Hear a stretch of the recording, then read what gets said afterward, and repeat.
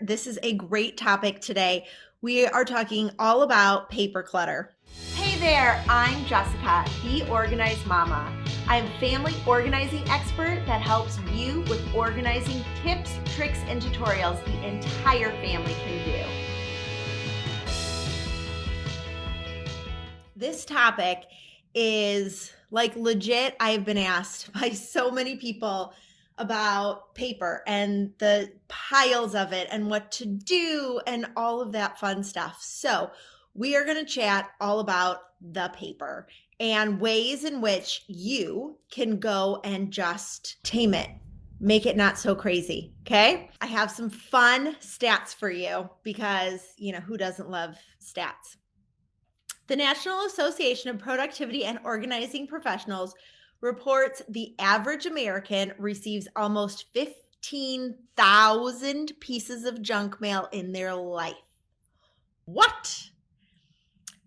Another report by Harris Interactive says that 23% of adults say they pay their bills late and incur all the fees because they lose track of the paper bills. Not good.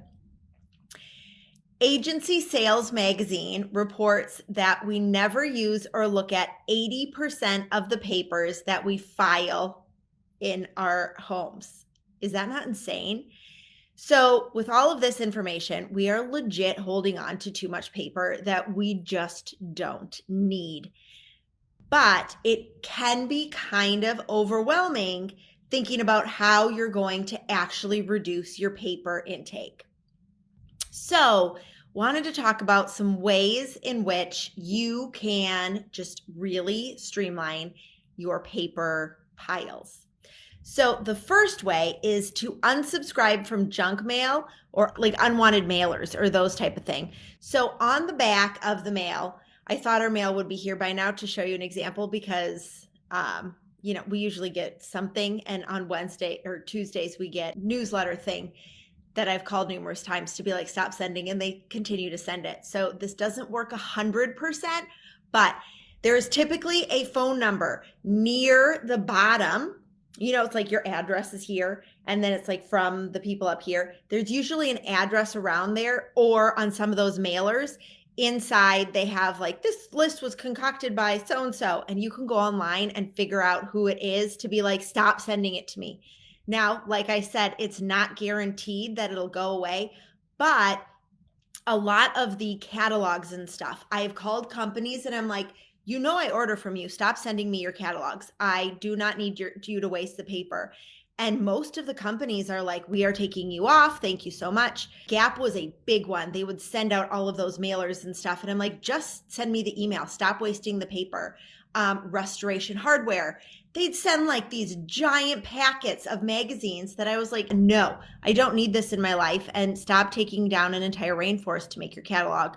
And I called them, unsubscribed, it was done. It was amazing. So go and like take the time to do that. Either call the phone number or look online and you can like uncheck yourself from the boxes. It does take some time to do, but once it's done, 9 times out of 10, it shouldn't come back into your life, okay? Avoid mail sent to the previous owner by crossing off the barcodes, write return to sender, and then when you do that, the post office will see that and start circulate so that it stops coming to you. It'll start circulating back that the person doesn't live there anymore. We also talk to our mailman. He knows our names. He knows we live here. So we were getting 2 owners before us. We were getting their like mail. And so now he sees it and he knows our last name. So if you do have the same mailman, it's a great thing just to be like, hey, like this is us. If you see something that's not for it, just, return it. They are really good about that. Ours is. Also, a big piece when you are donating to charities, you end up on their mailers, right? And I love getting stuff from the charities that we donate, but I request that it's via email instead of paper copies. So when you're making your donation to that organization, be like, email only or text only. I do get some from a couple of organizations and they do text updates and stuff, and I'm fine with that. I just don't want the paper clutter because when the paper comes in, then I have to put it in the recycling, and it's one extra thing in our recycling can. And sadly, we have the largest size and it's still really small. That honestly bugs me, but that's is how it is in Chicago. So we really try and streamline it so that we don't have as much extra stuff and we can recycle the stuff that we want to recycle and use and recycle. Switch your bills to electronic. This is a big one, and it can be tough to do if you haven't started your bills being electronic in the beginning. Okay, so start with one bill and turn that electronic. I like doing the auto pay for most of our bills. If you kind of know roughly how much it is, then you can also set up reminders. So they'll send like a reminder email like, this, your auto pay is coming in this month, and then you see that, or you can just set a thing on your phone like the day before it goes auto pay, so you can check the bill as well. But this way you are not missing your payment, you aren't collecting all the paper, it's not getting lost under all the things, your kids don't end up drawing on it, because I've had somebody tell me that they had bills out on their counter and their kids ended up drawing all over it, so they had no idea how much the bill was because it was all colored over with marker. So by doing that and having it sent via email, you don't have to worry about all the crazy stuff that goes on with paper bills. So if you're switching over and you're very overwhelmed with all of the bills that you have coming in, start with one or two bills, set up the reoccurring email reminder, or set up a reminder on your phone to come like the day before so you can check the bill, make sure everything goes through. And then the following months, do the second bill, then the third, then the fourth, each month until all of your bills are done paperlessly. And then you don't have to worry about the physical paper. Now, another thing you could do is turn your email folders. If you're in Gmail, you can folder everything, okay? Like you would do file keeping in like a file cabinet. And you're going to take your emails and you're going to put them into files. So you have all of your electric and they all go in there, just making it very easy to look back and find. If you have to dispute something, if you have to check something, then you aren't searching all over your email, you have it in a designated location. And I personally suggest keeping it unread, so it pops up as unread until the payment goes through, and then you can check it as read. That way, again, just an easy reminder to see in your inbox, okay, this isn't paid yet, or this is paid. Just some other visuals to help you kind of lose that paper. Another really great way to limit the extra paper clutter, especially in your counters, is to designate a spot for kids' artwork and where you think it should go. So we have a command center where we have hanging files, and each person in the house has one of those files. In the kids, they can put all of their paper projects, and then we decide what we're going to do with those later. It can get kind of like overwhelming because we could end up with a lot of artwork and stuff. So we divide it into 3 different categories. And in those categories, we have keep, like I need to physically hold to keep, take a picture and turn into a book, and recycle, reuse. And when we go through all of those, all the pictures in the middle pile, that is to take a picture and turn into a book. So we set it in front of a window, like our sliding glass door is like window all the way down to the bottom. So it's great to take pictures because you get natural light and the picture looks great. So you take all those pictures and then you put it into a book. So for us, we use chat books. We've also used Mixbook as well. Those are 2 amazing companies. Minted also has ways that you can create the pictures and turn them into a bigger picture. We've had clients that have done that and turned it into a collage. It's been gorgeous and such a fun way, putting it in the kids' playroom. And then they can see, all of the stuff that they have. And it is great. Like, I love it. So that's another thing to do. So those are the pictures that you need, you like, the kids like, they want to see, but you don't need to touch. The ones you need to touch should go into their memory box. And so I have a whole video on how we created memory boxes. This is it's like a shoe box from Michael or Joanne. And inside, we have pictures and here, where's like an extra, like this is from when I was a camp counselor in college. I got old things, guys. We have pictures from, growing up and all of that. And that's all in like this memory box. And so my kids each have their own memory box. So this shoe box is the shoebox size. So this might not fit every single one of your kids' artwork. So another option for that, this is a portfolio box. And this is, there we go, you can see it. It's a lot bigger. So artwork fits better in here. Also, you can see, kids' special like diplomas or degrees or, all those, whatever. I got my husband's like Sports Illustrated, because Chicago sports. So this is a great box to use for those things as well. So keeping the ones that you have to touch in a memory box is a great way to do, all of that.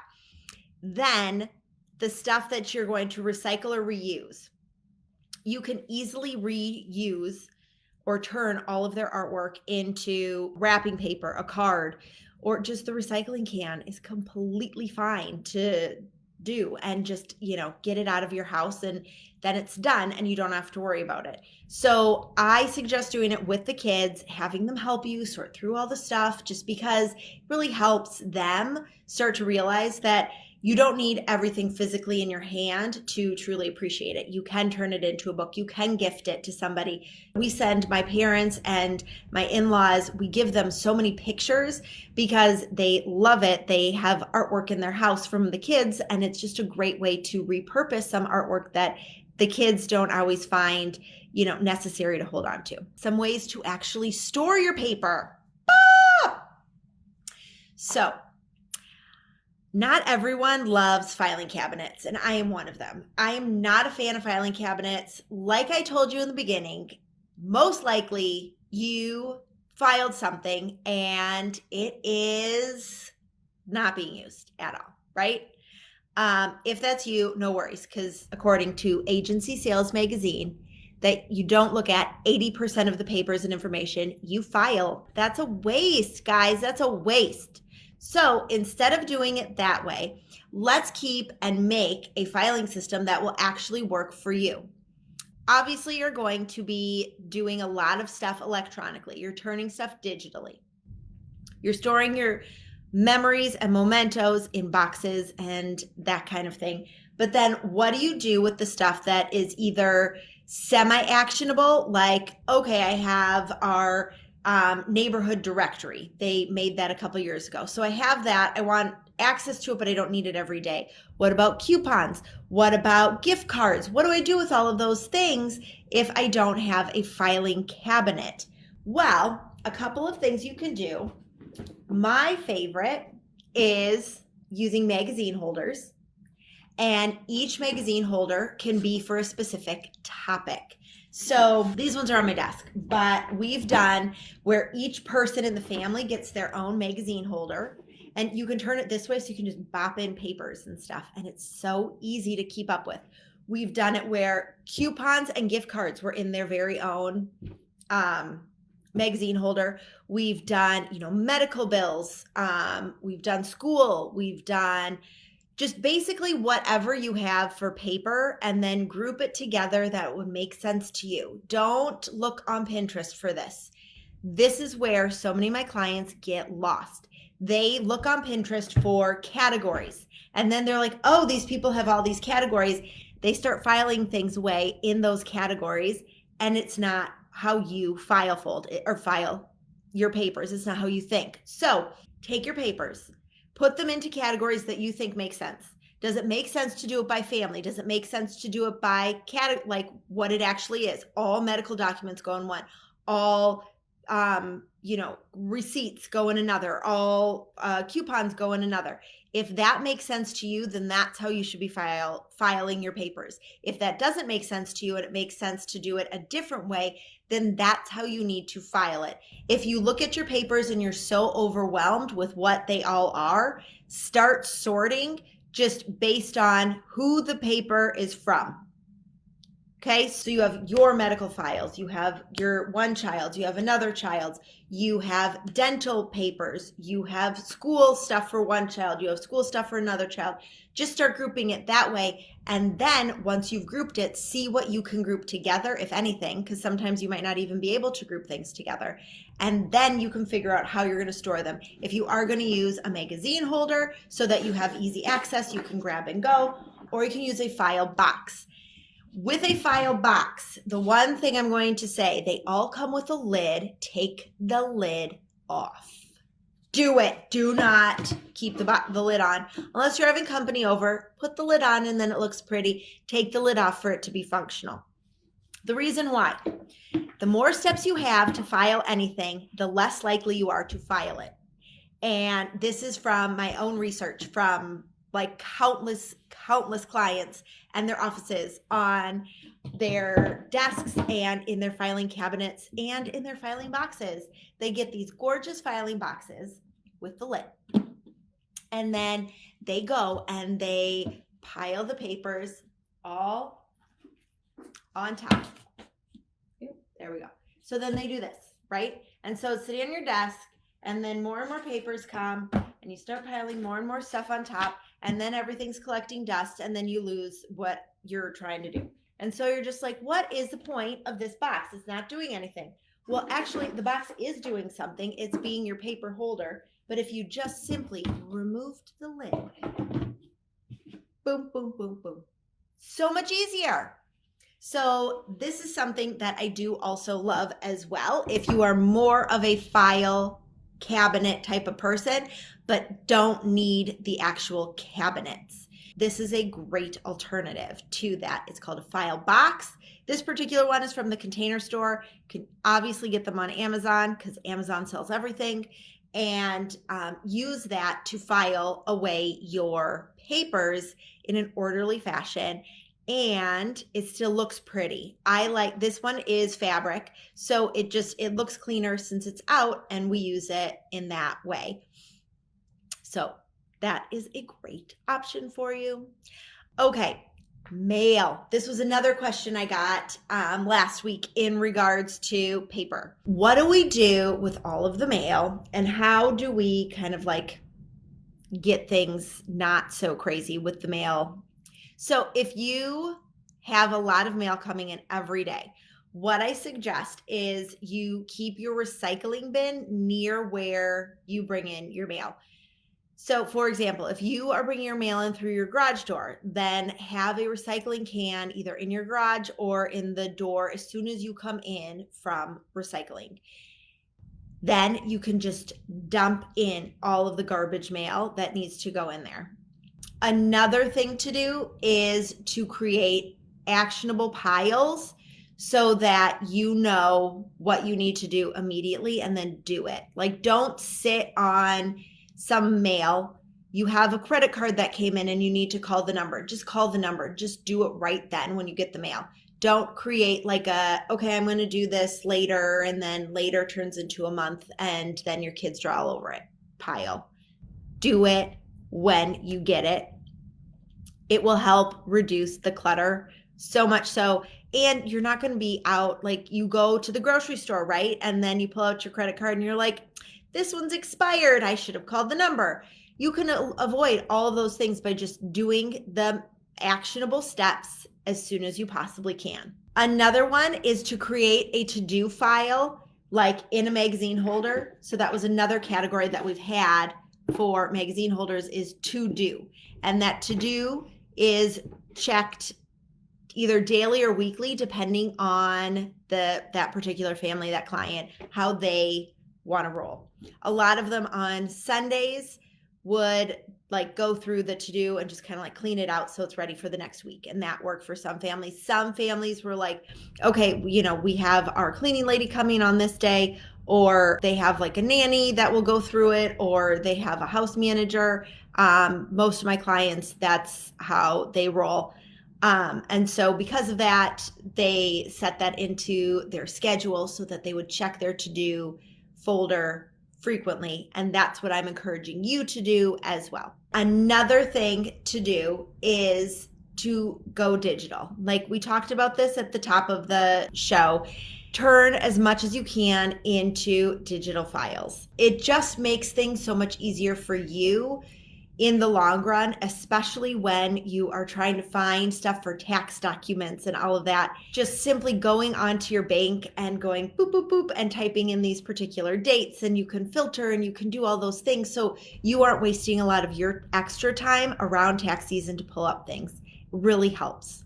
Creating folders within your email inbox to help keep it organized is like amazing. It's so helpful. It does take some time setting up. All of these suggestions take some effort, but that's okay because you can do it, because once you set it up, it's set up and you don't have to worry about setting it up again. You just have to worry about maintaining it, which is a different level of organizing, right? Like, okay, we are going to go and we're going to clear everything out and we're going to sort through everything. And we're going to do all of this stuff. So you do all of that and then you set it all up beautifully. Now all you have to do is the easy part, and that's just keep it looking pretty and functional. You don't have to do all of the time sorting all the things into piles and figuring out what goes where. You've already done that. So if you just maintain it, you never have to resort everything again. You don't have to do another big clean out because you're set for good. Then recipes and decor inspiration for magazines. I have a recipe book, and what I do is if I see a recipe or something that I love or want to try, I will pull out of a magazine and I will stick it into this recipe book. And that recipe book it's a pretty one, but you can just use a binder and stick them in a sheet protector and try the recipe. If you like that recipe, then keep it in the book. If not, then recycle it. And instead of holding on to the magazines, which yes, they aren't so big, but if you start to get stacks and stacks and stacks of them, we had probably 4 or 5 years of cooking magazines for my husband that took up 7 or 8 magazine holders. And it was insane. But he was like, but I love all the recipes in there. And so when I actually made him go through it, there was about 2 or 3 from each magazine that we tore out. Everything else we could recycle. And it just saved so much space. And he was able to try so many more of the recipes because he wasn't hunting for them. They were in a spot that we decided this is where all of those recipes go, and try them here. If we don't like them, toss them. If he needs to edit them, he can just write in it to be oh, don't do this, do this. And then he saves it. And now he has these recipes that he uses, plus anything else he sees, he pulls out. You can also take a picture on your phone of the recipe. This also works too for if you are more tech savvy or you enjoy more things on your phone. Not everybody does. That's why I like giving options for this. So taking the picture, you take the picture, above, and then the recipe is down here. You take the picture and then you store it in a folder in iPhoto, recipes to try. If you like it, then move it into my favorite recipes. If you don't, delete it. It's that easy, and it streamlines everything so you know what your recipes are. It helps, I promise. Last thing we're going to cover is memories, those special items. We talked a little bit about them when we talked about kids' artwork, but there's a lot of other little mementos or, like I was showing here, the little... the magazines for the special events, larger pictures, like class pictures. I'm not going to show that one because that is my kid's class picture. If you have something that's signed, I don't know who this is. I don't know. My husband and sports stuff. So all of those type of things should go in a memory box or boxes, one per each person in the family. And then you can easily keep all of those keepsakes in a spot where you can find them and keep it easily accessible. So when you do have those items, you can just pop them in the box put the lid on so it stays protected. And then it's easy to find, labeled. And then you're good to go because you know where it all is. Now, these type of boxes, I do recommend keeping the lid on because this particular one, it's fabric and it does have on the inside, it is approved to hold pictures. Not every memory keeping box has, I don't know what the material is inside. It preserves the pictures from getting yellow on the outside. So a lot of times when you do have older pictures, they get the yellow ring on the outside and then it slowly fades in and it becomes like Back to the Future-y where you start to like lose the, stuff in the picture. So for those things, especially if they're pictures in sticky paper, that was like real popular in the 80s, get those pictures out and store them in a box like this. They have a ton of different sizes and they are worth your money because they really do preserve your pictures. So that's an investment to save pictures. Like pictures to me are the one thing that I wouldn't say like, oh, declutter. I would be like, no, just organize them. Like that's not something, those are memories that you can keep and see and have as a talking point for, family members and all of that kind of stuff. So pictures are one thing that I'm like, the more the better. Unless they're from back in like the 90s when, you had to do it on, I'm sure I have some actually now that I think about it. Those like questionable pictures where you're like, oh, this one didn't turn out so well. Like this one. I'm like, why am I holding on to that from Costa Rica? No idea. So that means I should probably go through my pictures. Look at that.